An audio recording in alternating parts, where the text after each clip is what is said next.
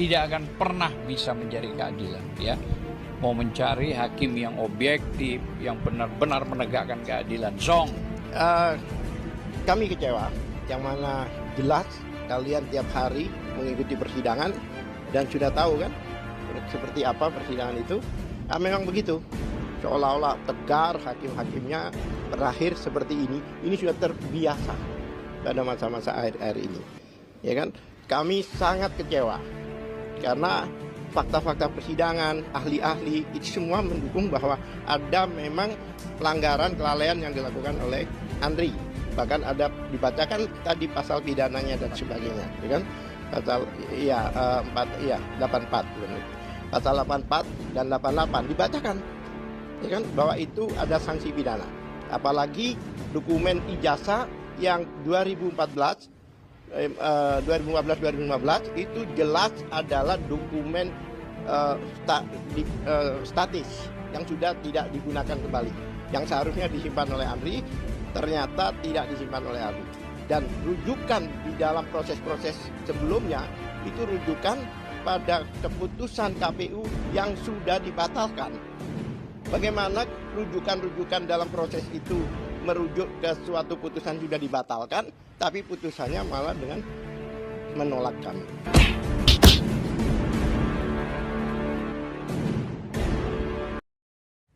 Hari ini kita kembali mau menyaksikan satu babak PP Sang Kosong ya, yang dipertontonkan oleh para pengacara Roy Panji CS. Kenapa? Karena lagi-lagi kembali dimentalkan oleh majelis hakim. Dan seperti episode-episode sebelumnya, yang salah bukan mereka, tapi yang salah selalu institusi dan Jokowi. Salah satunya ini adalah bagaimana mereka begitu berani menyalahkan KIP, Andri, lalu kemudian hakim, semua salah kecuali mereka yang datang tanpa bukti. Inilah fenomena yang saya sebut sindrom kalah, teriak, dizolimi.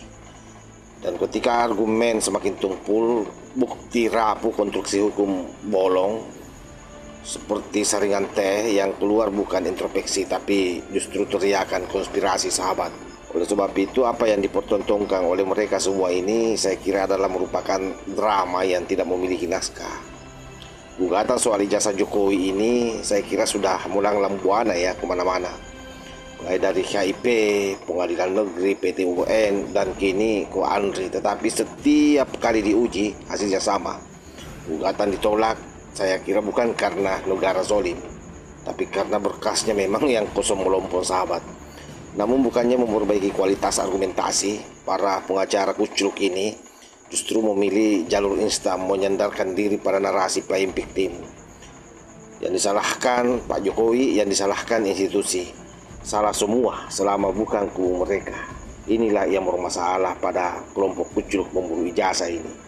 Seakan-akan seluruh lembaga negara ini sedang terlibat konspirasi 24 jam hanya untuk menolak gugatan satu kelompok yang memang jelas-jelas dokumentasinya saja tidak memenuhi standar pembuktian dasar. Oleh karena itu saya selalu mengatakan bahwa ini saya kira bukan kritik, ini juga bukan perlawanan hukum, tetapi ini tidak lebih daripada tontonan teater oleh para kucluk pemburu ijazah ini. Mari kita telisik lebih dalam sahabat ya. Yang pertama, bahwa ketika menuduh Andri dikendalikan Jokowi, padahal Andri ini hanya satu lembaga penyimpanan arsip negara, bukan biro ramalan masa depan. Mereka bekerja sesuai dengan dokumen. Saya kira itu jelas sekali dalam aturan, bukan sesuai dengan imajinasi pihak yang ingin menggugat. Kalau arsipnya ada ya pasti Andri akan mengatakan ada, kalau tidak ada ya tidak ada. Dan itu bukan berarti hilang secara misterius. Bisa jadi karena institusi pemilik dokumen bukan Andri memang, atau permintaan datanya tak memenuhi syarat formal. Tapi di benak kelompok Roy CS, segala hal adalah skenario gelap. Mereka lupa satu hal, bahwa hukum itu berbasis bukti, bukan berbasis kecurigaan yang tanpa dasar. Bayangkan kalau mengatakan lembaga-lembaga ini zolim. Saya kira ini bagian yang paling menarik, di mana ketika setiap gugatannya ditolak, para pengacara ini bukannya memeriksa ulang legal standing atau substansi permohonannya. Justru mereka langsung menuduh bahwa hakim tidak netral. Padahal di ruang sidang, hakim hanya membaca apa yang mereka ajukan. Jika dokumennya tidak lengkap, jika objek gugatannya salah alamat, jika kewenangannya tidak tepat, apa yang harus dilakukan hakim? Apakah mereka harus mengabulkan drama yang kalian bikin? Atau mengakomodasi demi tepuk tangan penonton? Hukum bukan panggung stand up komedi, sahabat ya. Kalian para kucluk ini harus tahu itu bahwa ada standar formal yang harus dipenuhi. Bahkan berani mengatakan bahwa KIP pilih kasih. KIP ini sudah berkali-kali menjelaskan bahwa informasi yang diminta itu tidak masuk kategori yang wajib dibuka kepada publik. Tetapi lagi-lagi narasi yang dibangun adalah narasi kecurigaan. Dan inilah bagian yang paling fatal sesungguhnya. Mereka ingin agar lembaga mengubah hukum demi untuk memuaskan opini yang mereka bangun. Padahal negara tidak bisa berjalan dengan logika asa. Saya curiga, maka negara harus tunduk. Astagfirullah, luar biasa memang para kucluk ini. Pada prinsipnya, kalau kita mau buka-bukaan, di mana letak kecerobohan kalian ini dalam membangun argumentasi? Tentu yang pertama bahwa Anda tidak memahami yang namanya lokus dan legal standing. Artinya banyak gugatan yang kamu lakukan, tapi itu tidak memiliki kedudukan hukum yang sah sebagai pihak yang dirugikan. Itu yang harus digarisbawahi. Yang kedua, kalian ini selalu mendorong isu politik melalui pintu hukum. Dan ini adalah strategi klasik yang sudah basi. Ketika Anda gagal di ruang publik, pindah ke ruang sidang. Gagal di sidang, salahkan institusi. Dan selain itu, Anda juga selalu beropini. Opini ini yang kemudian Anda coba jadikan sebagai barang bukti. Dan dalam hukum itu, ini ya, catat baik-baik ini kalian para kucluk. Yang namanya opini tidak bisa menggantikan dokumen, bos. Kecurigaan tidak bisa menggantikan yang namanya arsip. Apalagi kalau hanya bicara getaran hati, hanya bicara feeling, itu tidak bisa menggantikan yang namanya verifikasi.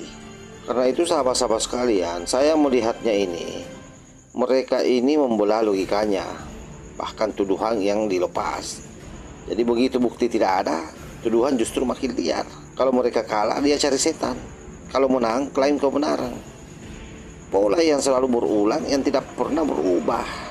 Gugatannya kosong. Justru yang muncul adalah drama yang penuh dengan kebohongan. Sehingga wajarlah kalau misalnya hakim itu menolak gugatan kalian. Karena pada akhirnya dalam proses persidangan itu fakta yang diterima. Oleh karena itu harus digarisbawahi bahwa gugatan mereka ditolak itu bukan karena negara takut, bukan juga karena adanya invisible hand atau karena adanya intervensi. Tapi gugatan kalian ditolak itu karena memang hukum bekerja, sementara argumen kalian itu tidak ada. Kalaupun ada, hanya berlatarkan opini. Oleh karena itu ketika para pengacara Roy ini berteriak zalim atau dilanggar, dikendalikan Jokowi, saya kira itu bukan kritik, itu refleksi dari ketidakmampuan mereka menghadapi realitas hukum yang menuntut bukti. Di mana-mana kan kalian ini hanya jago membuat drama. Sehingga wajarlah kalau kalian kalah terus. Karena jika setiap kekalahan dianggap sebagai konspirasi, maka yang rusak bukan institusi, tetapi justru yang bermasalah sesungguhnya adalah pemahaman hukum para penggugat ini.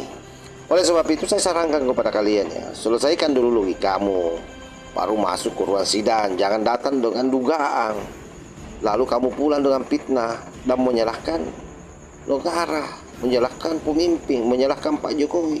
Karena hukum ini saya kira berjalan apa adanya, sahabat ya.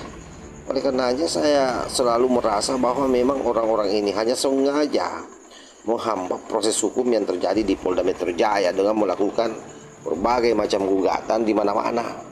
Sehingga asumsi yang terbangun hari ini, Polda Metro Jaya dianggap main-main, padahal mereka ini yang berselancar kemana-mana, menggugat di mana-mana, sehingga ini harus dilewatkan dulu. Inilah yang membuat proses di Polda Metro Jaya saya kira tertahan. Oleh karena itu, karena ini semua sudah kalah, sebaiknya Polda Metro Jaya on the track saja, jangan lagi ditunda-tunda prosesnya. Harus bulan ini mereka semua ditahan, tidak boleh TAP21 karena ini sangat berbahaya. Narasi mereka semakin liar. Tudingan-tudingan terhadap lembaga negara, tudingan terhadap Pak Jokowi, tudingan terhadap Pak Prabowo melindungi Pak Jokowi.